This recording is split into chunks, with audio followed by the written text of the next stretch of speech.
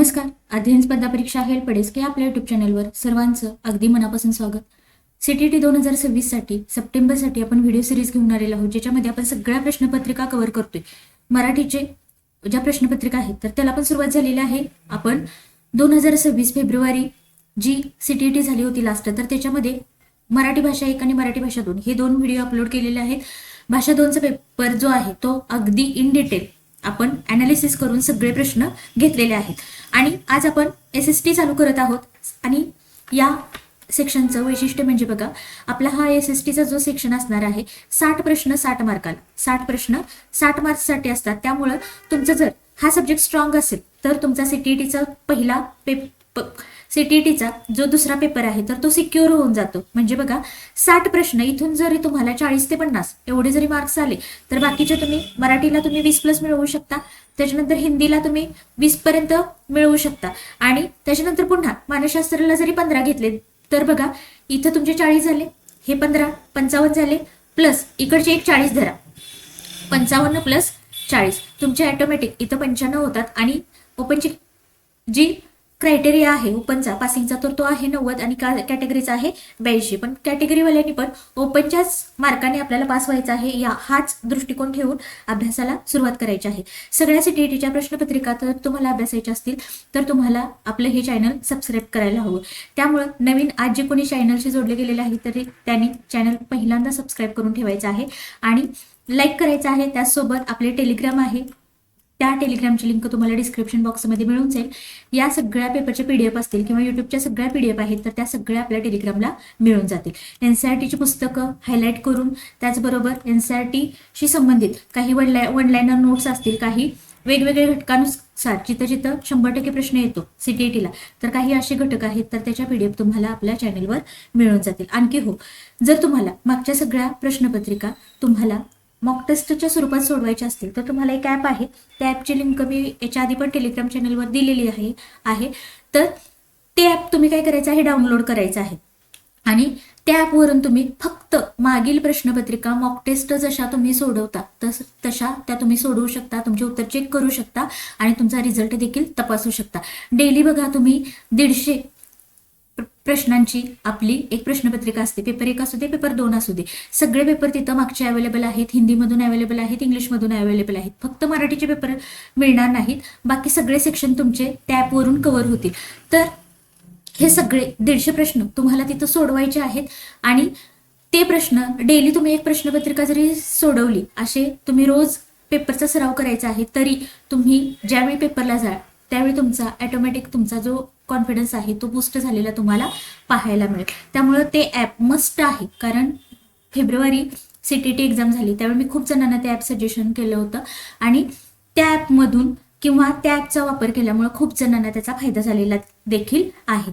तर सुरुवातीला आपण आज घेणार आहोत हा जो पेपर आहे तर तो आहे 7 फेब्रुवारी 2026चा पेपर आणि आपला सेक्शन आहे SST सोशल सायन्स समाजशास्त्र आणि आपला हा तिसरा विभाग आहे. पेपरमधील 150 प्रश्नांची तुम्हाला मेन बुकलेट मिळते, त्यापैकी आपला विभाग तिसरा आहे आणि प्रश्न क्रमांक 31 ते 90 हे सगळे SSTचे आपल्याला 60 प्रश्न सोडवायचे आहेत. विभाग दुसरा असतो किंवा पार्ट 2 मध्ये तुम्हाला 31 ते 90च प्रश्न, पण ज्यांनी मॅथ्स आणि सायन्स निवडलेलं आहे तर त्यांच्यासाठी ते प्रश्न सोडवायचे असतात.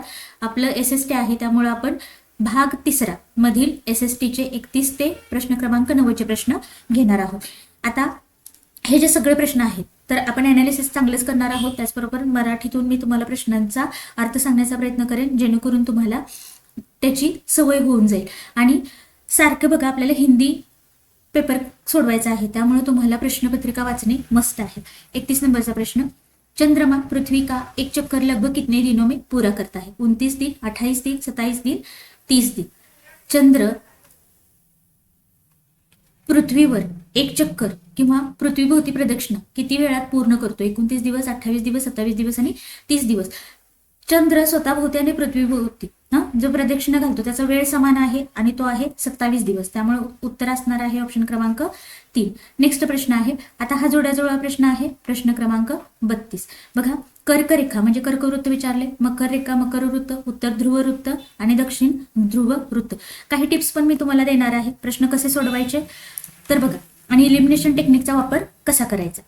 तर कर्करेखा, आता कर्करेखा कुठं असते, ज्यावेळी आपण पृथ्वी गोल काढतो त्या पृथ्वी गोलामध्ये 0 त्याला आपण मराठीमध्ये विषुववृत्त म्हणतो, हिंदीमध्ये त्याला विषुववृत्त रेखा किंवा भूमध्य रेखा म्हटलं जातं. इथून उत्तरेला तुम्ही गेलात 23.5 तर 23.5 तुम्हाला कर्करेखा पाहायला मिळते, कर्करेखा. आणि दक्षिणेकडे जर आलात 23.5 तर तिथं मकर रेखा. एवढं जरी आपल्याला बेसिक माहित असेल तर बघा, कर्करेखा 23.5 पण उत्तर का दक्षिण गोलार्ध, उत्तरी गोलार्ध, म्हणजे एचं पाहिजे 2, एचं 2 न सुरुवात होणारा पर्याय. 2 इथं नाही, 2 इथं नाही, सॉरी 2 इथं आहे, 2 इथं नाही. तर बघा आता आपल्याला ए कळालं.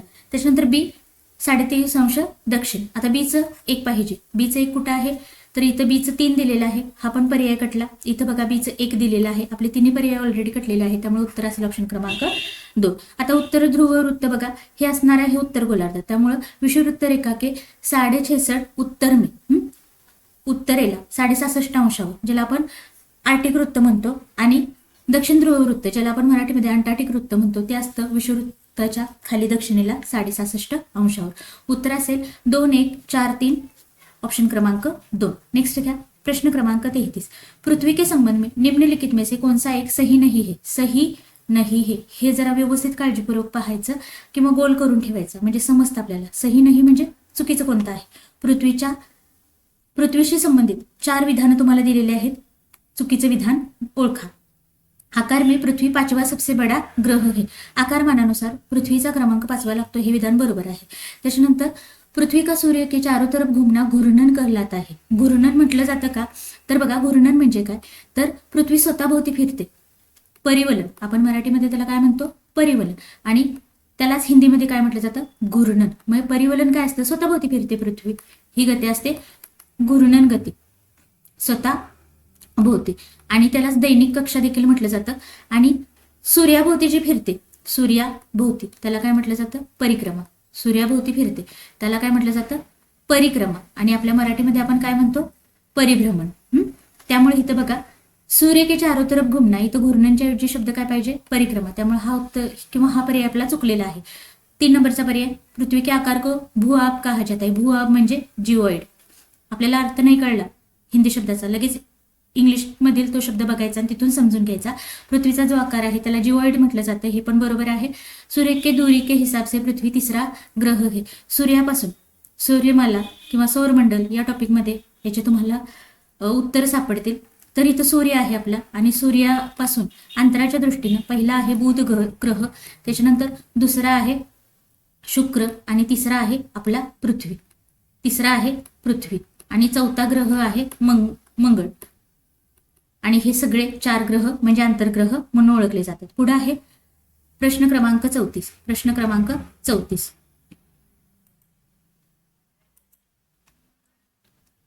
बघा, 2 कथन दिलेले आहेत, कथन ए, कथन बी.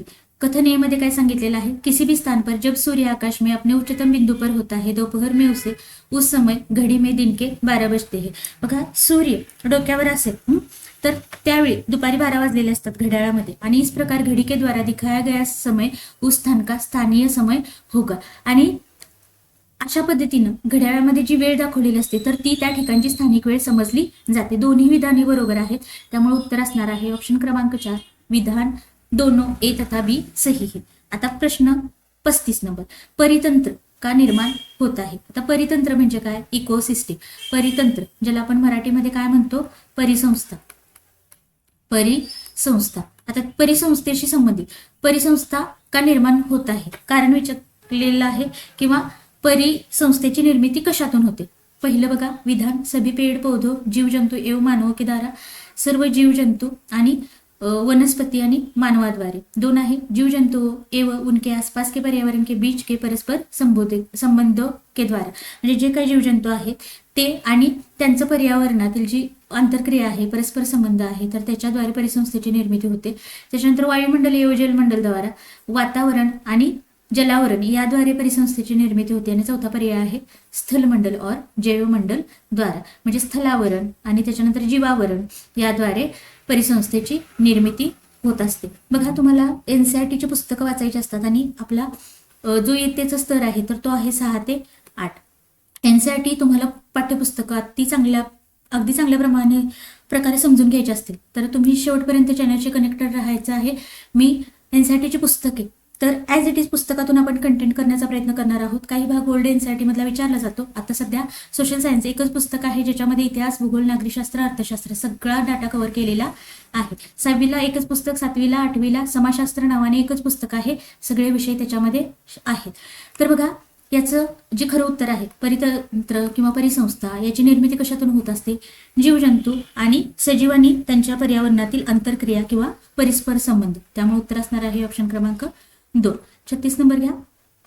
ए तथा बी कथन. आणि तुम्हाला टीईटी पेक्षा सीटीईटी पेपर पॅटर्न खूप वेगळा आहे आणि प्रश्न विचारण्याची पद्धत पण वेगळी आहे.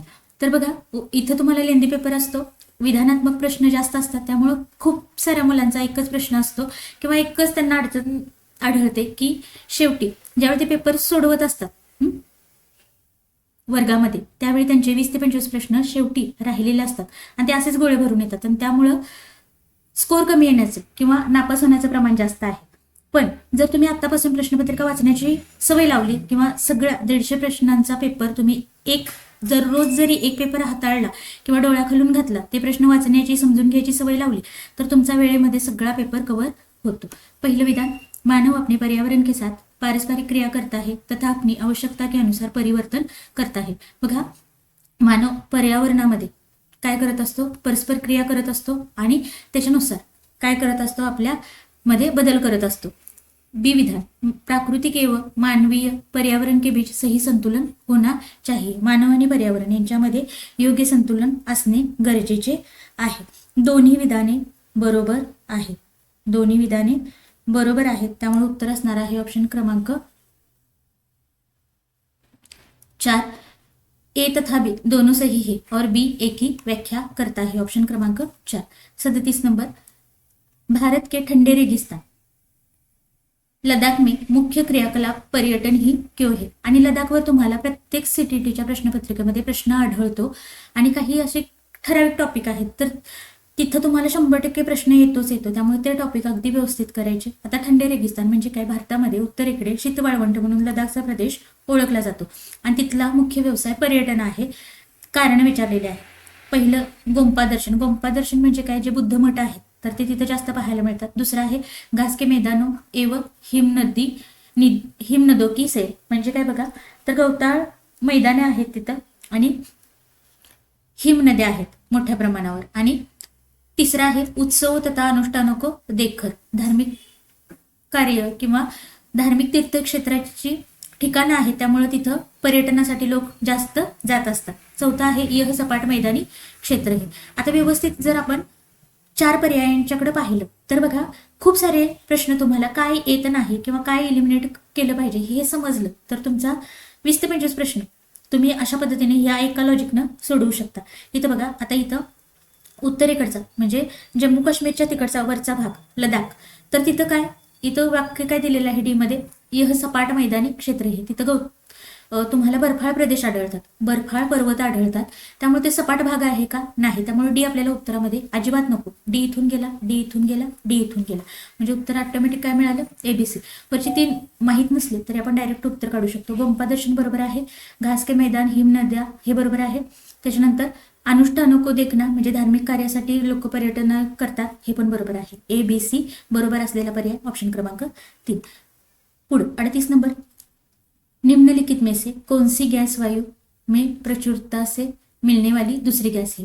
वातावरणामध्ये वायूमध्ये सर्वाधिक आढळणारा 2 नंबरचा वायू विचारलेला आहे. सर्वात जास्त कुठला आढळतो? तर नायट्रोजन आढळतो. वातावरणामध्ये सर्वाधिक प्रमाण नायट्रोजन किती आहे? 78%. आणि त्याच्यानंतर दुसरा क्रमांक लागतो ऑक्सिजनचा. दुसरा क्रमांक लागतो ऑक्सिजनचा आणि किती आहे? साधारण 21%च्या आसपास. त्यामुळे उत्तर असणार आहे ऑप्शन क्रमांक 1 ऑक्सिजन. त्याच्यानंतर पुढे 39 नंबर, 4 कथन दिए गए हैं ABCD. शेवटी प्रश्न वाचा. वायुदाब तथा तापमान के बारे में सही कथनों का चयन कीजिए. दाब आणि तापमान या दोन्हींची माहिती सांगणारी जी योग्य कथनं आहेत तर त्यांचं ती निवडायची आहेत आपल्याला. तापमान आणि दाब परस्पर संबंध दाखवणारी. तर बघा, उच्च दाब स्पष्ट एवं उच्च आकाश में संबंधित होता है. उच्च आकाश से संबंधित होता है म्हणजे काय? उच्च दाब जो आहे तर तो स्वच्छ आकाशाशी संबंधित आहे, हे विधान बरोबर आहे. त्याच्यानंतर बघा सी घेऊ आपण. निम्न दाब मेघाच्छन्न आकाशे व आर्द्र मौसम से संबंधित होता है. कमी दाब कशाशी? ढगाळ वातावरणाशी संबंधित आहे, हे पण बरोबर आहे. वायू सदैव उच्च दाब क्षेत्र से निम्न दाब क्षेत्र की ओर गमन करते है. वारा कसा वाहतो? वारा कसा वाहतो? जास्त दाबाकडून कमी दाबाकडे, हे पण विधान बरोबर आहे. त्यामुळे उत्तर कसं चुकलेलं आहे? बी. आता उत्तर कसं चुकतं बघा. तुम्हाला भूगोल समजून घ्यायचा असेल, हवामानाचा जर अभ्यास करायचा असेल किंवा वारे कसे वाहतात, वृष्टी, पर्जन्य, पाऊस कसा पडतो, हवादाब पट्टे, हे सगळं तुम्हाला या पूर्ण कन्सेप्टवर अवलंबून आहे. तापमान आणि दाब, तापमान आणि दाब. बघा तापमान जर जास्त असेल तर दाब कसा असतो? कमी, आणि तापमान जर कमी असेल तर दाब कसा असतो? जास्त. हे व्यस्त प्रमाण आहे. आणि वारे कसे वाहत असतात? जास्त दाबाकडून कमी दाबाकडे. ज्या भागामध्ये तापमान जास्त असतं तिथला दाब कमी असतो, आणि जिथं तापमान कमी असतं तिथला दाब जास्त असतो. त्यामुळं आपल्याला बी नको. बी असलेला पर्याय बघा आणि बरोबर विधानं निवडायचे आहेत. बी असलेला पर्याय 1 गेला, 3 गेला आणि 4 गेला. उत्तर मिळालं ऑप्शन क्रमांक 2 ए सी डी. मी मगाशी सांगितलं तुम्हाला काय येऊ शकत नाही उत्तरामध्ये, हे जितकं जास्त लवकर कळेल तितका जास्त तुमचा पेपर सोडवण्याचा स्पीड वाढेल. कारण बाकीचं काही वाचायची गरजच नाही. आपण फक्त एक विधान वाचलं, त्याच्यावर नजर पडली, ते येऊ शकत नाही. एका विधानातून 3 पर्याय कटले म्हणजे डायरेक्ट आपण उत्तरापर्यंत पोहोचलो. 40 नंबर. ए तथा बी को ध्यान से पढ़िए बघा आणि सही विकल्प चुनिए. बरोबर विधान निवडायचं आहे. अंतर्देशीय जलमार्गों और समुद्री मार्गों का उपयोग परिवहन के लिए प्राचीन काल से ही किया जाता है. जे अंतर्देशीय जलमार्ग आहेत, समुद्री मार्ग आहेत, तर त्यांचा उपयोग प्राचीन काळापासून केला जातो, हे विधान बरोबर आहे.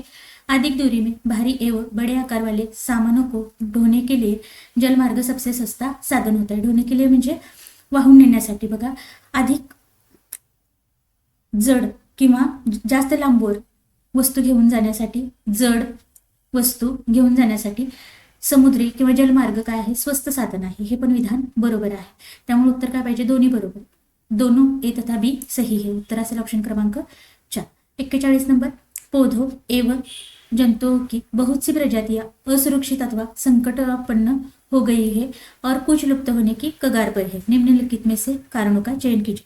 जेवढे जास्त प्रश्न तुम्ही वाचाल, प्रश्नपत्रिका हाताळाल, तितके जास्त तुम्ही हिंदीशी फॅमिलियर व्हाल. त्यामुळं वाचताना तुम्ही एनसीईआरटी वाचा आणि एनसीईआरटीची पुस्तकं वाचा आणि प्रश्नपत्रिका रोज किती पण रटाळ वाटू दे, किती पण कंटाळा येऊ दे, तुम्ही असं पहिले एक 8 दिवस काय करा, सकाळी एक 20-25 प्रश्न वाचा, दुपारी 20-25 प्रश्न वाचा, असं सेक्शन करून तुम्ही एक प्रश्नपत्रिका पूर्ण करा. बघा मी हे सगळं केलेलं आहे. तुम्हाला डेफिनेटली याच्यातून 100% आउटपुट भेटेल. कारण तुम्हाला हिंदी प्रश्न सोडवायचे आहेत, त्यामुळे तुम्ही मराठीतून अभ्यास केल्यानंतर तिथं तुम्हाला 100% आउटपुट मिळेलच असं नाही. ते शब्द तुम्हाला त्या वेळी आठवायला पाहिजे. आता इथं बघा काय अर्थ सांगितलेला आहे, तर काही वनस्पती आणि जीवजंतू यांच्या प्रजाती नष्ट होत आहेत किंवा संकटग्रस्त आहेत, तर याची कारण विचारलेली आहेत. इथं बघा पहिला आहे वनरोपण, दुसरा आहे भूस्खलन, तिसरा आहे निर्माण कार्य आणि डी आहे जीवजंतुओं का अनाधिकार शिकार. आता जीवजंतूंचे शिकार जास्त केल्यामुळे जीवजंतू नष्ट होत आहेत, हे कारण बरोबर आहे. भूस्खलन बघा, एखादा डोंगर असेल, भूस्खलन होतं, तिथला भाग खाली खचतो किंवा जमीन खचते, तर त्याला भूस्खलन, त्यामुळे पण वनस्पती जीवजंतू नष्ट होतात, हे बरोबर आहे. त्याच्यानंतर निर्माण कार्य, जंगले आपण वनाच्छादन केलेलं आहे किंवा वन तोडतो, झाडे तोडतो आणि तिथं इमारती बांधतो, बांधकाम कार्य, निर्माण कार्य, ह्याच्यामुळे आपण मोठ्या प्रमाणावर जंगले नष्ट करतो आणि जंगलामुळं किंवा त्या वनस्पतींच्यामुळं त्यांच्यावर अवलंबून असणारे जीवजंतू ते पण नष्ट होतात. त्यामुळे सी पण काय आहे? बरोबर आहे. आता वनारोपण बघा, जास्त झाडे लावल्यामुळे किंवा वन वाढवल्यामुळे या गोष्टी नष्ट होणार नाहीत, तर त्या वाढतील. त्यामुळं वनारोपण आपल्या उत्तरामध्ये ए नको आहे. आपल्याला काय विचारलेलं आहे? वन्य प्रजाती किंवा जीवजंतू यांच्याच प्रजाती नष्ट होण्याची किंवा संकटग्रस्त होण्याची कारणे. वनारोपण कारण असू शकत नाही. त्यामुळं ए नको. ए इथून गेला. उत्तर मिळालं बी सी डी. 42 नंबर. पुन्हा 2 विधाने. विधान ए, संभाव्य संसाधन वे संसाधन है जिनकी संपूर्ण मात्रा ज्ञात नहीं हो सकती है. बघा संभाव्य संसाधने म्हणजे अशी संसाधने ज्यांची संपूर्ण किंवा ते मोठ्या प्रमाणावर संपूर्णपणे अजून माहीत नाहीत आणि त्याच्यानंतर इस समय इन संसाधनों का प्रयोग नहीं किया जा रहा है. आता सद्यस्थितीमध्ये वर्तमानामध्ये या संसाधनांचा वापर केला जात नाही आहे. आता संभाव्य संसाधने तुम्हाला एनसीईआरटी ज्यावेळी तुम्ही वाचाल त्यावेळी तुम्हाला संभाव्य संसाधन त्याची व्याख्या केलेली आहे.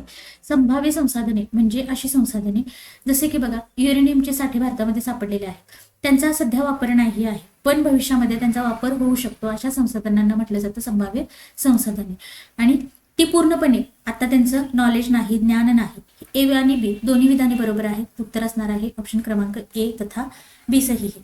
साठे सापडलेले आहेत त्या संसाधनांचे पण सद्यस्थितीमध्ये वापर नाही पण भविष्यात होण्याची शक्यता, त्यांना म्हटलं जातं संभाव्य संसाधने. पुढे 43 number sericulture, pisciculture, viticulture, horticulture. आता या टर्म आहेत, याचा एक वेगळा चार्ट आहे आणि तो पण ज्यावेळी कंटेंटचा भाग आपण घेऊ त्यावेळी हे सगळं आपण कव्हर करूया. तर बघा प्रश्न क्रमांक आहे 43. आता सेरिकल्चर, सेरिकल्चर कशाशी संबंधित आहे? रेशीम उत्पादन. मग आता रेशीम उत्पादनाला इथं काय पाहिजे? रेशीम के कीटो का वाणिज्यिक पालन, रेशीमाचे किडे आपण कसे पाळतो किंवा रेशमाचे किडे, रेशीम उत्पादनाला रेशमाचे किडे आवश्यक आहेत. एवढं जरी साधा सोपा आपल्याला अर्थ कळाला तर सेरिकल्चरचं म्हणजे एचं उत्तर पाहिजे 4, म्हणजे एची जोडी 4 बरोबर. एचं 4, इथून नाही, इथं नाही, इथं नाही, एक जोडी जुळवली डायरेक्ट उत्तर मिळालं. समजा मला आता विटिकल्चर माहित आहे, मग आता पहिला मला सिक्वेन्स नाही माहीत पण मला विटिकल्चर माहित आहे. विटिकल्चर म्हणजे काय? द्राक्षाशी संबंधित शेती. तर विटिकल्चर म्हणजे अंगुरकी खेती. म्हणजे सीचं काय पाहिजे? 2 पाहिजे. मग मी सी मध्ये बघणार. सीचं इथं 4 आहे, सीचं इथं 1 आहे, सीचं इथं 3 आहे, सीचं इथं 2 आहे. बघा तुम्ही 1 वरून जरी गेला किंवा 3 वरून जरी गेला तर डायरेक्ट पहिल्याच ह्याच्यामध्ये तुम्हाला उत्तर मिळतं. आता बाकीचे बघूया. बी बघा पिसिकल्चर, पिसिकल्चर म्हणजे मत्स्य उत्पादनाशी संबंधित मत्स्यपालन. त्याच्यानंतर विटिकल्चर बघितलं अंगुरकी खेती आणि हॉर्टिकल्चर बागायती शेती ज्याच्यामध्ये वाणिज्यिक उपयोग के लिए सब्जियां फूलों और फलों का उगाना, म्हणजे व्यावसायिक उत्पादनासाठी किंवा व्यावसायिक तत्वावर भाज्या फळे आणि फुलांचं उत्पादन घेणे याला म्हटलं जातं हॉर्टिकल्चर. त्याच्यानंतर 44 नंबरचा प्रश्न निम्नलिखित में से कौन सा भारतीय संविधान की प्रस्तावना में अंतर्विष्ट नहीं है. आता भारतीय संविधान त्याची प्रस्तावना तुम्हाला टीईटी मध्ये पण याच्यावर 100% प्रश्न असतो. तर भारतीय संविधान याच्या प्रस्तावनेमध्ये यापैकी कोणता शब्द नाही आहे? तर बघा लक्षातच ठेवायचं लिबर्टी जस्टिस आणि इक्वेलिटी, LJE लिबर्टी जस्टिस आणि इक्वेलिटी. स्वाधीनता ज्याला लिबर्टी म्हटलं जातं त्यामुळे ए आहे न्याय, जस्टिस हे आहे समानता, इक्वेलिटी हे आहे स्वतंत्रता, फ्रीडम हा शब्द नाही. उत्तर असेल ऑप्शन क्रमांक 2. 45 नंबर एक ऐसी स्थिति जहां एक व्यक्ति को वे संसाधन और अवसर प्राप्त नहीं है जो अन्य व्यक्तियों को उपलब्ध है कहलाती है. एक अशी व्यवस्था बघा जिथं एखाद्या व्यक्तीला ती संसाधने किंवा त्या संधी मिळत नाहीत ज्या इतरांना मिळतात. आता याचं छोटंसं उदाहरण आपल्या घरचं द्यायचं झालं तर एक मुलगा एक मुलगी घरामध्ये असेल तर शिक्षण सोडून म्हणजे शाळेव्यतिरिक्त इतर जे ॲक्टिव्हिटीज आहेत तर त्याच्यामध्ये मुलांना प्राधान्य दिलं जातं. त्याचे क्लासेस वगैरे ट्युशन वगैरे मुलांना तिथं जास्त प्राधान्य असतं मुलींच्या तुलनेत. मग त्या मुलगीला काय, मग त्या दोघांमध्ये काय झाली? असमानता निर्माण झाली. कारण त्याला इतर 2 क्लासला घातलं पण मुलगीला घातलंच नाही, म्हणजे काय आहे? असमानतेचं वातावरण आहे. त्यामुळे त्याला काय म्हटलं जातं? असमानता. ऑप्शन क्रमांक 1. पुढं 46 नंबर निम्नलिखित में से कौन सी लोकतांत्रिक सरकार की विशेषता या विशेषताएं नहीं है. लोकशाही सरकारचं कोणतं वैशिष्ट्य नाही विचारलेलं आहे. 3 पर्याय त्यापैकी नसलेलं वैशिष्ट्य. पहिलं ए निर्णय लेने में लोगों की अप्रत्यक्ष भागीदारी. बघा लोकशाहीमध्ये काय असतं तर लोक सरकार निवडत असतात किंवा आपल्या प्रतिनिधींच्या द्वारे सरकार बनवत असतात. म्हणजे जरी मंत्रिमंडळामध्ये निर्णय घेतले गेले असले तर अप्रत्यक्षरित्या लोकांचा सहभाग असतो. हे विधान बरोबर आहे. त्याच्यानंतर बी प्रधानमंत्री के पास निरपेक्ष शक्ती, निरपेक्ष याचा अर्थ होतो अमर्याद. तर पंतप्रधानांना अमर्यादित शक्ती असते का? नाही. पंतप्रधानांच्या वर राष्ट्रपती आहे आणि संविधान आहे सर्वोच्च, त्यामुळं पंतप्रधानांना निरपेक्ष शक्ती असते किंवा अमर्याद अधिकार असतात. हे विधान पूर्णपणे चूक आहे आणि आपल्याला काय निवडायचं होतं? चुकीचंच विधान निवडायचं होतं. त्यामुळे उत्तर काय असणार आहे? बी. ते परत एकदा तिसरं वाक्य वाचू. अपने लोगों से अपने कार्यों को समझाना और बचाव करना. तर बघा सरकारद्वारे जी काही कार्य केली जातात तर ती लोकांना सांगितली जातात. तर हे पण बरोबर आहे. त्यामुळे चुकीचं विधान काय असणार आहे? केवळ बी. ऑप्शन क्रमांक 1. 47 नंबर निम्नलिखित में से कौन सा प्रकार्य नगरपालिकाओं के अधिकार क्षेत्र में नहीं आता. हा पॉलिटिक्सशी संबंधित प्रश्न आहे, नागरिकशास्त्र. तर बघा, नगरपालिकांच्या अधिकार क्षेत्रामध्ये कोणतं विधान येत नाही. कानून निर्माण, न्याय व्यवस्था को बनाए रखना, पार्कों का विकास करना, शिक्षण देणे त्यांचं कार्य आहे. जे पार्क आहेत तर त्यांचा विकास करणे आहे. न्याय व्यवस्था बनाए रखना म्हणजे न्याय व्यवस्था व्यवस्थित आहे का हे पाहिलं जाते, हे बरोबर आहे. कानून का निर्माण हे विधिमंडळाचं कार्य आहे राज्यामध्ये, आणि केंद्रामध्ये कायदेमंडळ आहे. तर इथं कानून का निर्माण हे कार्य नगरपालिकांच्या क्षेत्रामध्ये येत नाही, त्यामुळे उत्तर असणार आहे ऑप्शन क्रमांक 1. आता पुढे 48 नंबर हा अर्थशास्त्राशी संबंधित प्रश्न आहे. निम्नलिखित में से बाजारों की श्रृंखला के संदर्भ में कौन सा क्रम सही. बाजार श्रृंखला बघा, ज्यावेळी एखादी वस्तू आपल्यापर्यंत पोहोचते तर ती कुणापासून पोहोचत असते, उत्पादक. आपल्याला पहिला आणि शेवटचा टप्पा आपण कॉमन सेन्सनं सांगू शकतो. उत्पादक म्हणजे शेतकरी आहे तर तो पहिला शेतीत पिकवतो आणि त्याच्यानंतर ते गहू बनवून आपल्याकडे येत असतात. मधल्या प्रोसेस आपण ओळखायच्या आहेत बघा. आणि शेवटचा असतो उपभोक्ता म्हणजे आपण. तर बघा, उत्पादक आणि उपभोक्ता सुरुवात आणि शेवट तुम्हाला कळाला. इथं थोक विक्रेता इथून सुरुवात झालेला आहे, हा पर्याय येणार नाही. उत्पादक आणि इकडे पण थोक विक्रेता, त्यामुळे पहिल्यांचा चौथा पर्याय कुठला का, तर सुरुवात आपली उत्पादकापासून व्हायला पाहिजे, शेवट उपभोक्ताला झाला पाहिजे. आता इथं बघा, परचुनिया आणि थोक विक्रेता. आता हे शब्द कळत नसतील तर आपण इंग्लिशचा आधार घ्यायचा आहे. थोक विक्रेता म्हणजे काय बघा, होलसेलर, आणि परचुनिया म्हणजे काय, रिटेलर. म्हणजे काय, तर उत्पादक ज्यावेळी एखादं वस्तूचं उत्पादन करतात तर ते होलसेलरला विकत असतात, होलसेलरला. आणि मोठ्या प्रमाणात इथं खरेदी केली जाते वस्तूंची, आणि होलसेलर कडून ते कुणाकडे येतात, रिटेलरकडे येतात. आणि रिटेलर कडून आपण उपभोक्ताकडे त्या वस्तू येतात. म्हणजे काय बघा, उत्पादक जे असतात, एखादा आता शर्ट घ्यायचा असेल तर जिथं शर्टाचं उत्पादन होतं त्या उत्पादकापासून होलसेलर म्हणजे जे मोठ्या प्रमाणावर खरेदी विक्री करत असतात तर त्यांच्याकडून शर्ट मोठ्या प्रमाणात म्हणजे 1000 शर्ट येतील. पण एक छोटंसं दुकान असेल त्याला, तो असतो रिटेलर. त्या छोट्याशा दुकानात त्याला फक्त 200 शर्ट पाहिजे आहे तर तो खरेदी कुणाकडून करणार, या होलसेलर मालकाकडून. आणि त्यातला एक शर्ट मग त्या उपभोक्ताकडे येणार. अशा पद्धतीने उत्तर असणार आहे उत्पादक, थोक विक्रेता, परचुनिया, उपभोक्ता. प्रोड्युसर, होलसेलर, रिटेलर आणि कंझ्युमर. ऑप्शन क्रमांक 3. 49 नंबर बघा, खेतीहर मजदूरों के संदर्भ में निम्नलिखित कथनों को पढ़िए. बघा, जे मजूर आहेत तर त्यांच्याशी संबंधित काही विधानं दिलेली आहेत. विधान 1, ग्रामीण क्षेत्रों में रोजगार गारंटी कार्यक्रम ग्रामीण से शहरी क्षेत्रों में पलायन को घटा सकता है. रोजगार हमी काही उपक्रम आपण आयोजित केले तर ग्रामीण भागातून शहरी भागामध्ये जे स्थलांतर होतं तर ते कमी होऊ शकतं किंवा त्याच्यात घट होऊ शकते. पहिलं विधान. विधान बी, ग्रामीण से शहरी क्षेत्रों में पलायन का एक मुख्य कारण शहरी क्षेत्रों में उच्च आय की नौकरियों की उपलब्धता आहे. आपण ग्रामीण भागातून लोक शहराकडे का जातात, तर मोठ्या पगाराच्या नोकऱ्या मिळवण्यासाठी, मोठ्या पगाराच्या नोकऱ्यांसाठी शहराकडे जात असतात. मग बघा, इथं काय आपल्याला आता प्रश्न काय आहे, सही विकल्प चुनी. तर ए असत्य, बी सत्य. पहिलं विधान काय आहे, सत्य आहे. पहिलं विधान सत्य, त्यामुळे ए असत्य हे चुकलं. त्याच्यानंतर ए और बी दोनों सत्य, ए का कारण बी, ए बी दोनों सत्य, ए का कारण बी नाही है. आणि इथं ए सत्य, बी असत्य. दोन्ही विधान आपली बरोबर आहेत, त्यामुळे उत्तर आपलं ह्या दोन्हीपैकी पाहिजे.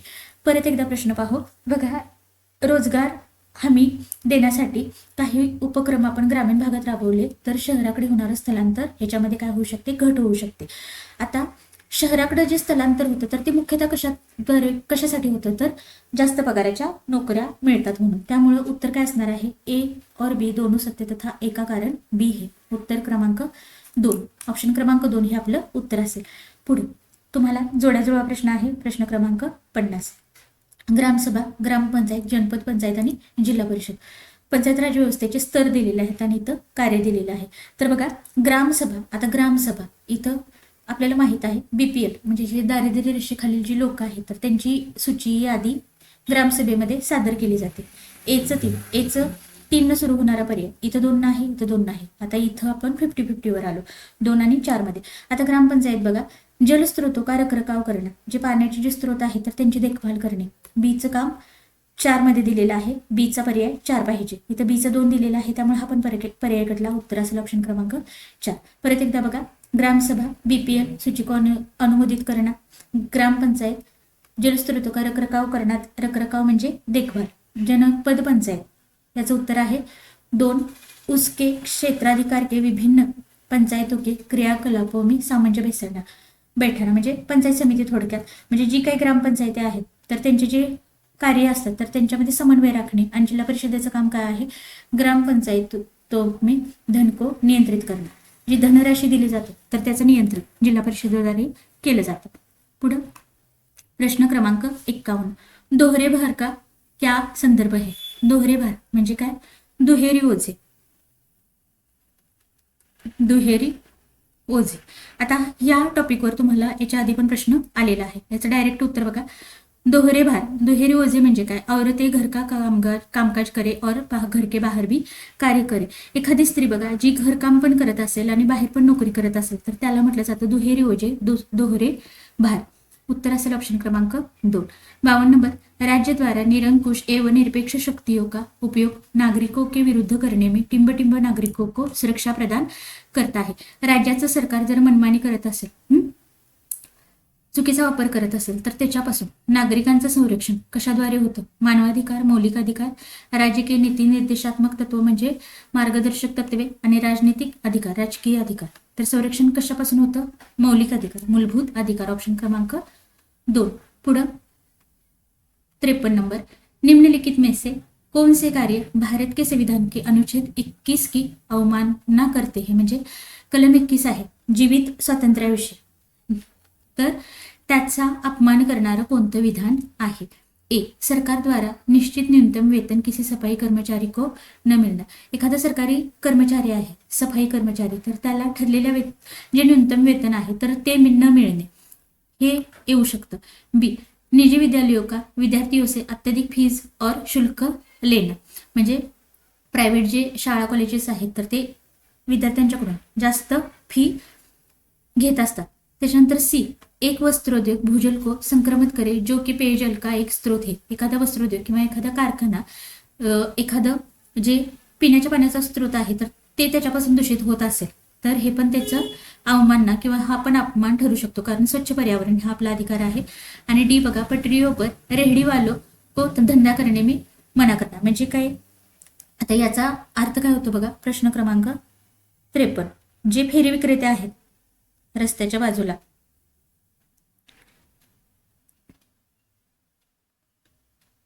फेरीवाल्यांना व्यवसाय करू न देणे, तर हे येणार नाही. आपल्या उत्तरामध्ये फक्त ए आणि सी पाहिजे, असा पर्याय आहे ऑप्शन क्रमांक 2. 21 या कलमाचा अपमान करणारी किंवा त्याचं उल्लंघन करणारी विधान, ऑप्शन क्रमांक ए आणि सी. पुढे 54 नंबर, 2 विधान, यदि किसी प्रज्ञेय अपराध में FIR लिखी या पंजीकृत की जाती है तो पुलिस अपराधी के किसी भी रिश्तेदार को 24 घंटों के लिए रोक सकती है. बी, पुलिस की जांच में विभिन्न प्रकार के प्रमाण एकत्र करना सम्मिलित है. बघा, पोलिसी तपासामध्ये विविध पुरावे गोळा केले जातात, हे त्याच्यामध्ये समाविष्ट असतं. हे विधान आपलं बरोबर आहे 100%. आता इथं रिश्तेदार दिलेला आहे. काही मुलांनी हे वाचतच नाहीत आणि डायरेक्ट हे पण बरोबर हे पण बरोबर दोन्ही बरोबर असं उत्तर देऊन येतात. त्यामुळे बघा सिली मिस्टेक टाळायचे आहेत. तर इथं काय दिलेलं आहे, ज्यावेळी आपण FIR दाखल करतो तर त्यावेळी पोलीस काय करतात, तर अपराधी जे आहे तर त्याच्या नातेवाईकांना 24 तास थांबवून ठेवू शकतात. तर हे चुकीचं आहे. ए विधान चुकीचं आहे, बी बरोबर आहे. ए गलत तथा बी सत्य. बघा, ए असत्य किंतु बी सत्य. ऑप्शन क्रमांक 1 बरोबर असेल. 55 नंबर, निम्नलिखित में से कौन सा आदिवासियों के हाशियाकरण के प्रत्युत्तर का एक उपयुक्त मार्ग होऊ शकता है. बघा, जे आदिवासी लोक आहेत तर त्यांना उपेक्षित ठेवलं जातं, तर ते कमी करण्यासाठी कोणता मार्ग उपयुक्त असू शकतो. एक, मीडिया में उनकी संस्कृती को आकर्षक रूप में दिखाना. आपण मीडियामध्ये टीव्ही चॅनलद्वारे त्यांची संस्कृती चांगल्या पद्धतीने दाखवली तर त्यांचं उपेक्षीकरण कमी होईल का, नाही. त्याच्यानंतर उनसे बहुत समय समुदाय के रहन सहन के अनुरूप के साधनों को अपनाने की अपील करना, हे पण येऊ शकत नाही. उनके इतिहास को विद्यालयों में पढ़ाना. आणि 4था आहे, उन्हें शहरों में पलायन के लिए कहना. आपण आदिवासींना असं सांगू शकत नाही की तुम्ही गाव सोडून शहरामध्ये जावा, किंवा ते जिथं राहतात तिथून तुम्ही दुसऱ्या ठिकाणी जावा, शहरामध्ये जावा. त्यामुळे 4 चुकलेला आहे. 1 2 4 म्हणजे उत्तर मिळालं 3. उनके इतिहास को विद्यालय में पढ़ाना. त्यांचं उपेक्षितकरण होत आहे किंवा त्या उपेक्षित आहेत किंवा उपेक्षित त्यांना ठेवलं जाते, हे कधी कळेल? ज्यावेळी त्यांचा इतिहास शाळा कॉलेजेसमध्ये शिकवला जाईल त्यावेळी. त्यामुळे उत्तर असेल ऑप्शन क्रमांक 3. पुढं, निम्नलिखित में से किस और किन समुदाय या समुदायों को 1999 के अत्याचार निरोध अधिनियम के अंतर्गत संवैधानिक सुरक्षा प्रदान की गई है. बघा, 1989चा जो अत्याचार विरोधी ऍक्ट आहे, कायदा आहे, तर त्यांना कुठल्या 2 समुदायांना किंवा कुठल्या समुदायांना त्याच्याद्वारे सुरक्षा प्रदान केलेला आहे? अल्पसंख्याक समुदाय येत नाही, महिला येत नाही. तर 1989चा जो अत्याचार प्रतिबंध अधिनियम आहे तर तो आहे SC ST साठी, अनुसूचित जातीय, अनुसूचित जनजातीय. C आणि D असलेला पर्याय ऑप्शन क्रमांक 2 केवळ C और D. पुढं 57 नंबर 57 नंबर बघा, विद्याशाखा की सीमाओं को जो सामाजिक विज्ञान का निर्माण करती है खोलने की आवश्यकता है और एक दी गई परिघटना को समझने के लिए बहुसंख्यक उपागमों की आवश्यकता हो सकती है. इस उपागम को क्या कहा जाता है? इस उपागम को क्या कहा जाता है? तर बघा, त्याला म्हटलं जातं आंतर अनुशासनिक चिंतन. आंतर अनुशासनिक चिंतन मराठीत अर्थ सामाजिक शास्त्रातील विविध शाखांचा एकत्रित विचार करून एखादी घटना समजून घेण्याच्या दृष्टिकोनाला काय म्हणतात? आंतर अनुशासनिक चिंतन.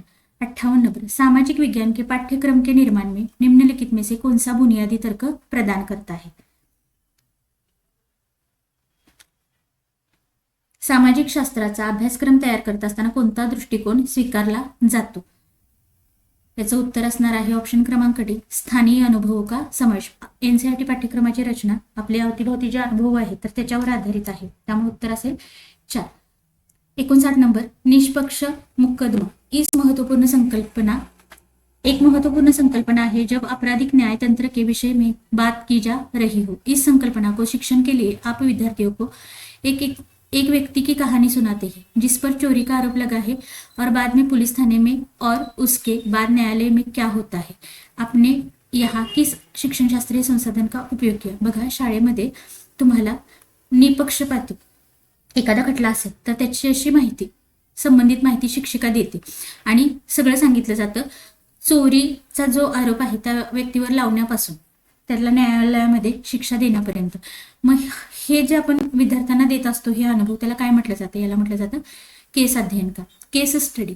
शेवटचा प्रश्न, सार्थक अधिगम को बढ़ावा देने के लिए शिक्षक और शिक्षिका को अपनी कक्षा में निम्नलिखित में से किसका अनुसरण करना चाहिए? सार्थक अधिगम मीनिंगफुल लर्निंग याला प्रोत्साहन देण्यासाठी शिक्षक किंवा शिक्षिकाला कोणत्या गोष्टीचं अनुसरण करावं लागेल? तर विद्यार्थियों को वे कार्य दे जो चुनौतीपूर्ण हो. काहीतरी आव्हानात्मक कार्य विद्यार्थ्यांना करायला देणे. ऑप्शन क्रमांक 3. अशा पद्धतीने 60 प्रश्नांपैकी पहिले 30 प्रश्न आपण व्यवस्थित डिटेल घेतलेले आहेत, मराठी अर्थ सांगून घेतलेले आहेत. त्यामुळे तुम्हाला थोडंसं प्रश्नांच्या बद्दल थोडीशी आयडिया आलेली असेल. ज्यांनी अजूनपर्यंत प्रश्न पाहिलेले नाही तर त्यांनी पुन्हा एकदा सांगते, तुम्ही कंटेंट किती वाचता, पुस्तकं किती रेफर करता, याच्यापेक्षा तुम्ही प्रश्न किती अभ्यासता, प्रश्न किती जास्त अभ्यासता, त्याचं किती जास्त रिव्हिजन करता, हे तुम्हाला प्रश्न सोडवण्यासाठी किंवा ती परीक्षा पास होण्यासाठी गरजेचं असतं. त्यामुळे याचा जो पार्ट 2 आहे तर तो उद्या येईल. असेच पद्धतीनं CTETच्या सगळ्या प्रश्नपत्रिकांसाठी आपले चॅनल सबस्क्राईब करायचं आहे. याची PDF तुम्हाला आपल्या टेलिग्राम चॅनलवर मिळून जाईल. डिस्क्रिप्शन बॉक्समध्ये लिंक आहे, तिथून तुम्ही ते जॉईन करू शकता. चालेल, पुन्हा भेटू पुढच्या व्हिडिओसोबत. तोपर्यंत धन्यवाद.